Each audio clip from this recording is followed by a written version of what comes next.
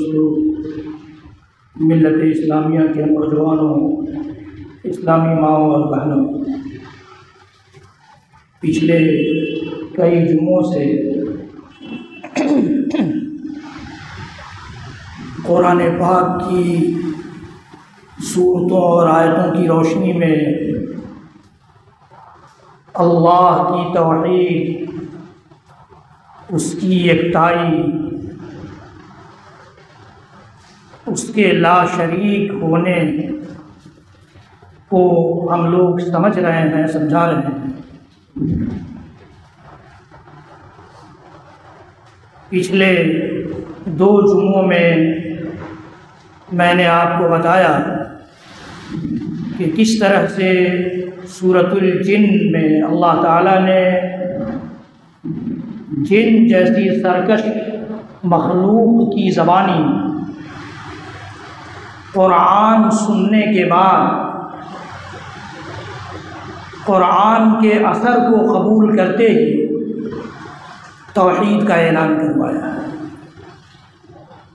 چنانچہ قرآن سننا تھا اور قرآن سن کر ان کی زندگی بدلنی تھی کہ اپنی قوم میں جا کر انہوں نے اعلان کر دیا کہ لن نشرک بربنا احدا، چاہے دنیا ادھر سے ادھر ہو جائے لیکن ہم اپنے رب کے ساتھ کسی کو شریک نہیں کر سکتے۔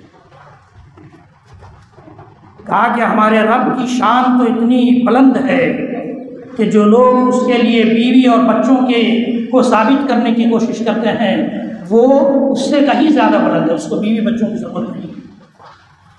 یہ بھی کہا کہ ان کی قوم اور ان کے جنوں کی مخلوق جو سرکشی میں پڑھی وہ اس وجہ سے کہ بہت سارے انسانوں نے ان سے پناہ مانگنا شروع کر دیا تھا، اس لیے وہ سرکش ہوتے چلے گئے۔ اس بات کا اعتراف بھی کیا۔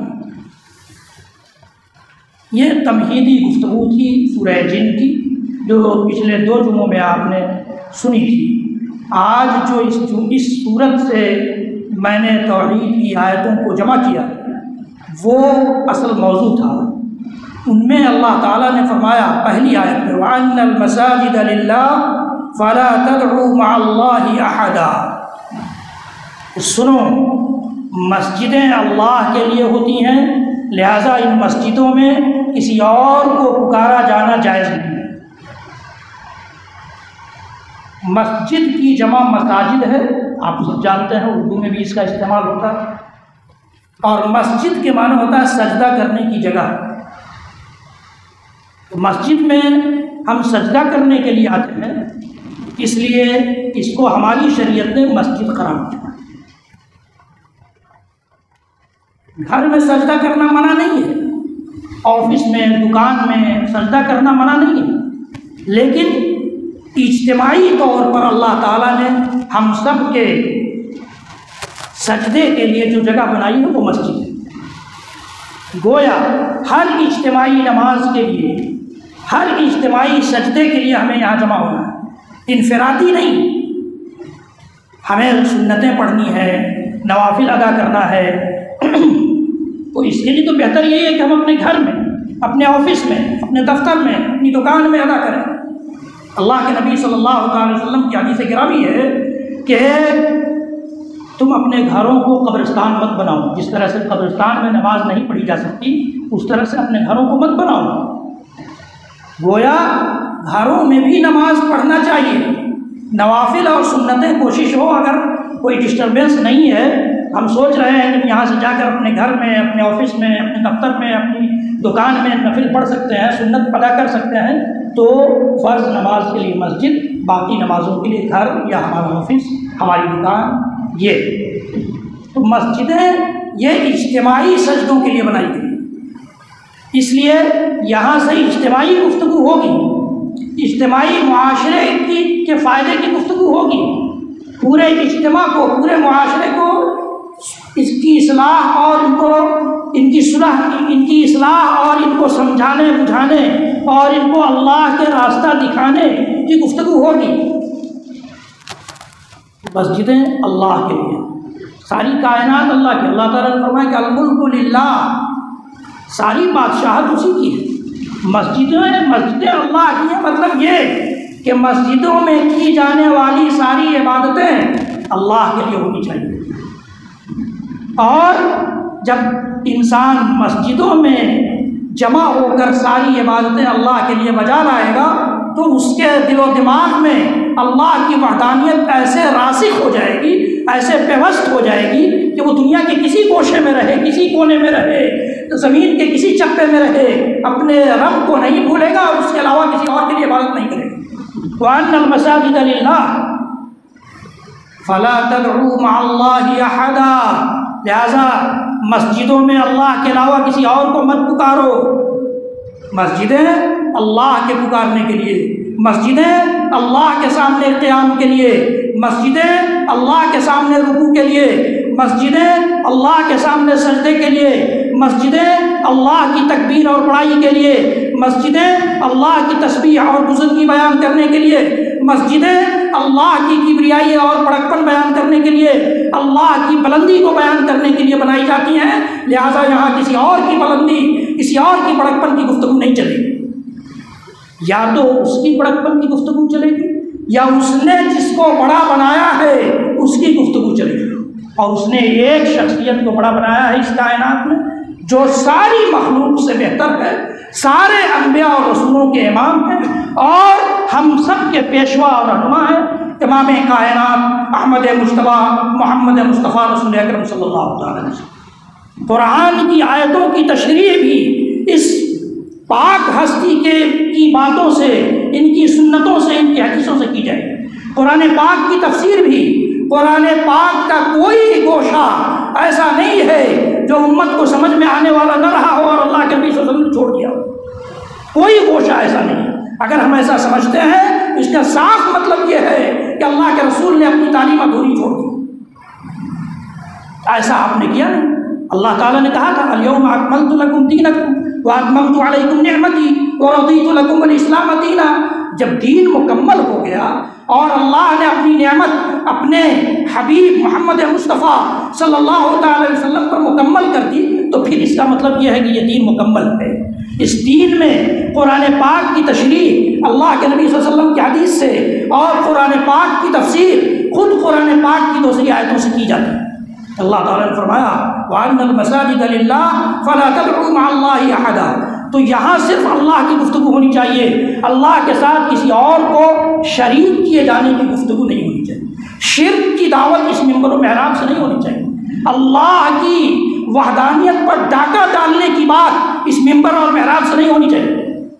ایک بات تو یہ، دوسری بات یہ کہ اللہ تعالیٰ نے نبی اکرم صلی اللہ علیہ وسلم کے دور میں بھی کچھ لوگوں نے ایک مسجد بنائی تھی۔ مسجد کی گفتگو آئی ہے، اس سے پہلے بھی مسجد کی تعمیر سے متعلق گفتگو ہوئی تھی تو میں نے آپ کو بتایا تھا، لیکن دین نام ہے یاد دہانی کا۔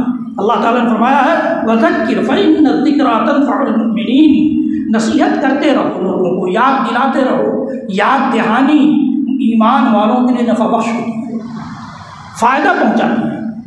تو میں اس لیے یاد دلانے کے لیے آپ کو یہ بتاتا ہوں کہ سورہ توبہ میں اللہ تعالیٰ نے فرمایا والذین اتخذوا مسجدا ضرارا وکفرا وتفریقا بین المؤمنین وارصادا لمن حارب اللہ ورسولہ من قبل۔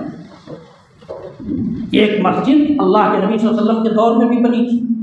اللہ کے نبی صلی اللہ علیہ وسلم جب مکہ سے مدینہ آئے تو سب سے پہلی مسجد اسلامی دور کی مسجد وہ قباء میں بنی، مسجد قباء، جس کے سلسلے میں اللہ کے نبی صلی اللہ علیہ وسلم کی حدیث ہے کہ جو اس میں 2 رکعت پڑھ لے گویا اس نے عمرے کا ثواب جمع کر لیا اپنے اکاؤنٹ۔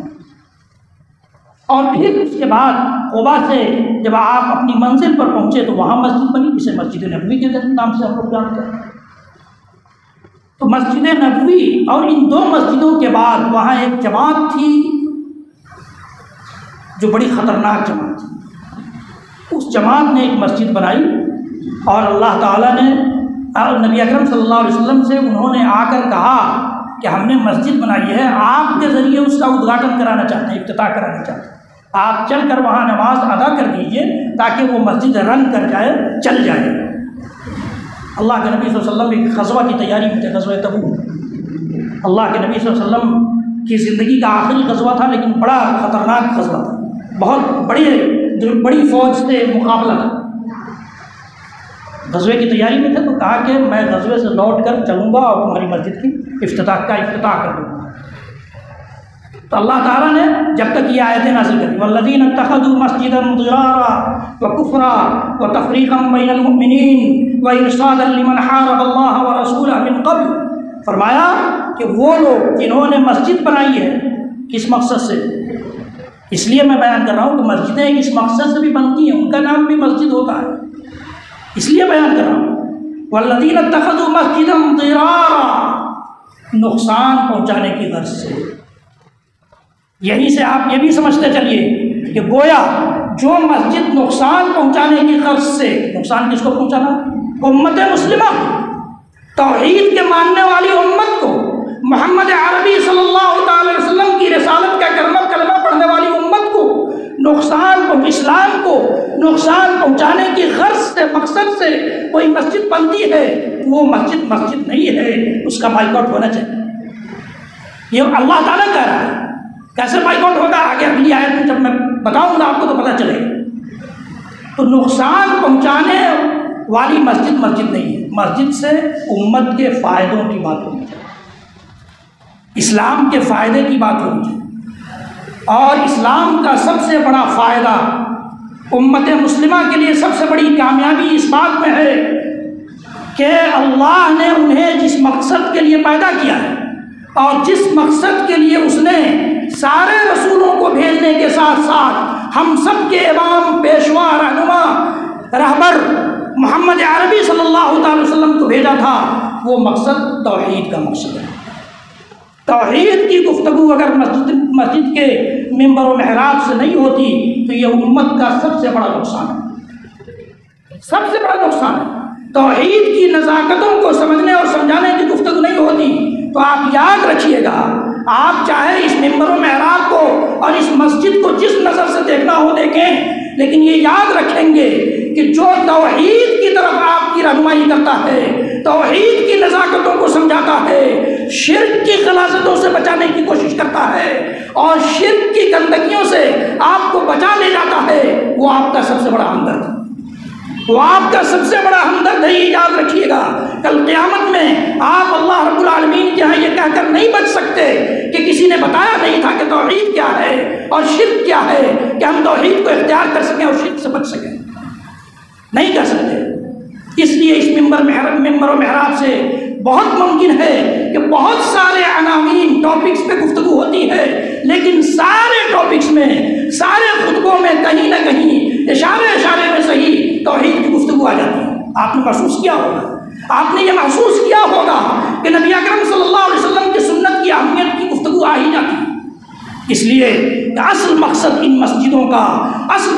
مسجدوں کے ممبر و محراب کا یہی ہے کہ اسلام کا فائدہ ہو، اسلام بڑھے، اسلام کے ماننے والوں کے اندر اسلام طاقتور بنے، اسلام مضبوط بنے، اسلام کی گہرائیوں تک وہ پہنچے اور وہ اپنے اندر اسلام کے ارکان کو، اسلام کی عبادت کو مضبوط بنا سکیں۔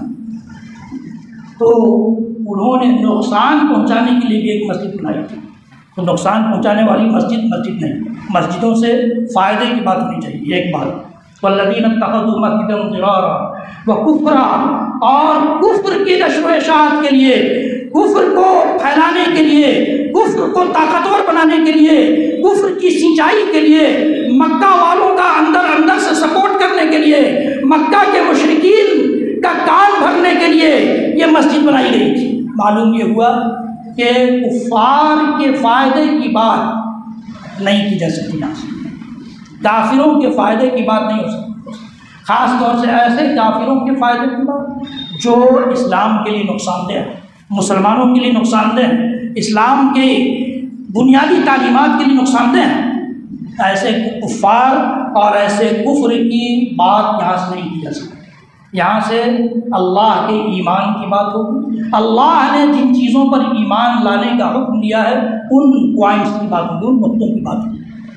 تو دوسرا پوائنٹ معلوم یہ ہوا کہ جو مسجدیں کفر کی نشر و اشاعت میں لگی ہوں، کفر کرنے والوں کی تائید میں لگی ہوں، آپ نے بہت پہلے سنا ہوگا یا یاد ہوگا آپ کو کہ ایک بہت بڑے امام صاحب اسی ملک کے وہ فلاں حمایت کمیٹی کے ممبر بنے تھے، وہ کیا بات کریں گے اپنی مسجد سے، اپنی ممبر سے؟ میں جس حمایت کمیٹی کے وہ ممبر بنے تھے اس کا نام بھی نہیں لینا چاہتا یہاں سے، لیکن وہ کیا بات کریں گے وہاں سے؟ ظاہر ہے کہ ان کی حمایت کی بات کریں گے۔ آپ نے امت مسلمہ کے اس مقدس ممبر اور محراب کو، آپ کو کس نے اجازت دی کہ آپ یہ اس طرح سے اس کا استعمال کریں؟ بہرحال تو یہ کفر کی نشر و اشاعت کے لیے مسجد کا استعمال نہیں کیا جا سکتا۔ جو مسجدیں آپ کو سمجھ میں آئیں کہ ایسی ہیں ان مسجدوں کا بائیکاٹ۔ والذین اتخذوا مسجدا ضرارا وکفرا وتفریقا بین المؤمنین، ایمان والوں کے درمیان لڑائی جھگڑے اور ایمان والوں کو بانٹنے کی بات جس مسجد سے ہو وہ مسجد بھی مسجد نہیں ہے، چاہے جس بنیاد پر بانٹیں۔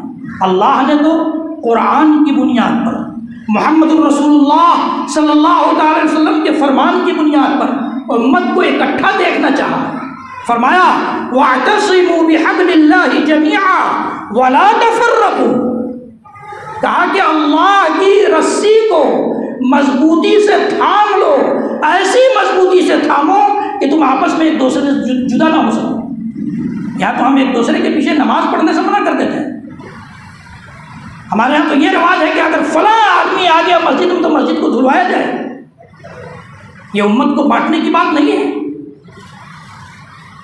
امت کو بانٹنے کی بات نہیں۔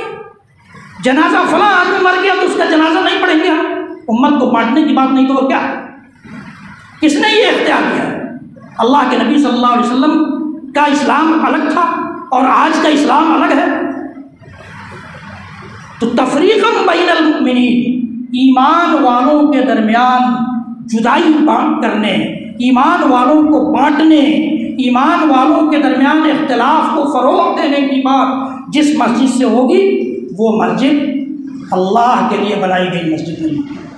ایسی مسجدوں کا بائیکاٹ ضروری ہے۔ اور اسی سے یہ بھی پتہ چلتا ہے کہ ایمان والوں کے ایک ساتھ رہنے، ایمان والوں کے اتفاق اور اتحاد کی بات کرنے اور ایمان والوں کو ایک پلیٹ فارم پر، جو پلیٹ فارم اللہ تعالیٰ نے اپنی رسی کی شکل میں قرآن کو دیا ہے، بحبل اللہ کا، اللہ کی رسی کو، اور رسی اللہ کا قرآن ہے، اور اللہ کا قرآن ہمیں بتاتا ہے کہ اللہ کا قرآن تم نہیں سمجھ سکتے جب تک رسول اللہ کا فرمان نہ دیکھ لو۔ تو اللہ کے قرآن اور رسول اللہ کے فرمان کے پلیٹ فارم پر جب تک ساری امت، ایک ایک فرد امت کا جمع نہیں ہوگی تب تک اس مسجد اور ایسی مسجدوں اور ایسی مسجدوں کے ممبر و محراب کا استعمال اس کے لیے ہوگا۔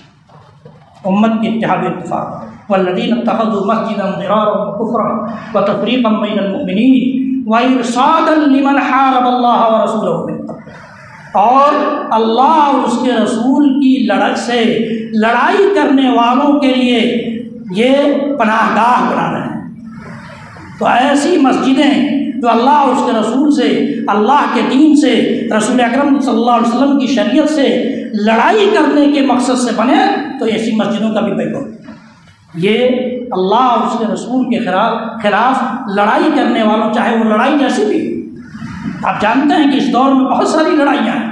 اب تو لڑائیاں جنگ و جدال والی بہت کم ہو گئی، لیکن وچار دھارے کی لڑائی، سوچ سمجھ کی لڑائی، تھنکنگ کی لڑائی، یہ بھی ایک لڑائی ہے۔ تو اللہ تعالیٰ نے فرمایا کہ ان لوگوں نے یہ مسجدیں بنائی ہیں اور آ کر آپ سے قسم کھا کر یہ کہتے ہیں کہ اس مسجد کے بنائے جانے کا مقصد ہے اچھا، وَلَيَحْلِفُنَّ إِنْ أَرَدْنَا إِلَّا الْحُسْنَى، کہتے ہیں اللہ تعالیٰ کہتا ہے کہ یہ ضرور قسم کھائیں گے آپ کے پاس آ کر کہ ہم نے تو صرف اچھائی کا ارادہ کیا ہے، اچھے مقصد سے ہم نے یہ مسجد تعمیر کی ہے۔ وَاللَّهُ يَشْهَدُ إِنَّهُمْ لَكَاذِبُونَ، اللہ گواہی دیتا ہے کہ یہ جھوٹے ہیں، اللہ گواہی دیتا ہے کہ یہ جھوٹے ہیں۔ اور پھر اگلی آیت میں فرمایا کہ لا تقم فیہ ابدا، ایسی مسجد میں کبھی بھول کر بچ جائیے گا۔ اللہ تعالیٰ کہہ رہا ہے نبی کو کہ جو مسجد اس مقصد سے بنی ہے مدینے میں، ایسی مسجد میں مت جائیے گا ادھاٹن کرنے، لا تقم فیہ ابدا۔ اور پھر اللہ تعالیٰ نے فرمایا کہ مسجد جو تقوی کی بنیاد پر بنائی جائے، لمسجد اسس علی التقوی من اول یوم احق فیہ ان تقوم، کہ جو مسجد تقوی کی بنیاد پر بنائی جائے پہلے ہی دن سے، وہی مسجد اس بات کی زیادہ حقدار ہے کہ آپ اس میں قیام کریں، رکوع کریں، سجدے کریں، عبادتیں کریں۔ تو اللہ رب العالمین نے مسجدوں کی تعمیر لوگ اس طرح سے کرتے ہیں یہ بھی بتایا۔ فرمایا سورہ جن کی آیت میں کہ مسجدیں اللہ کی ہوتی ہیں، لہذا ان میں صرف اللہ کو پکارو، اللہ کے ساتھ کسی اور کی بات مت کرو، کسی اور کی بات مت کرو۔ کسی اور کی بات کرنے کا مطلب یہ کہ کوئی اور بڑا ہو جائے اللہ سے بھی زیادہ، اللہ سے بھی زیادہ وہ بڑا دکھنے لگے، تو ایسی بات کرنے سے منع کیا جائے۔ ورنہ ہم اللہ کے رسول کی بات کرتے ہیں، ورنہ اللہ کے رسول کی تشریح اور قرآن پاک کی تفسیر کے لیے مفسرین محدثین کا بھی نام لیتے ہیں۔ یہ مطلب نہیں ہے، مطلب یہ کہ ایسی گفتگو، ایسی بات آپ کرنے لگ جائیں کہ اللہ تعالیٰ چھوٹا دکھنے لگے، نعوذ باللہ، اس بات سے منع کیا ہے۔ اللہ تعالیٰ ہم سب کو توفیق دے کہ ہم توحید کی نزاکتوں کو سمجھ سکیں اور شرک کی غلاظتوں سے بچ سکیں۔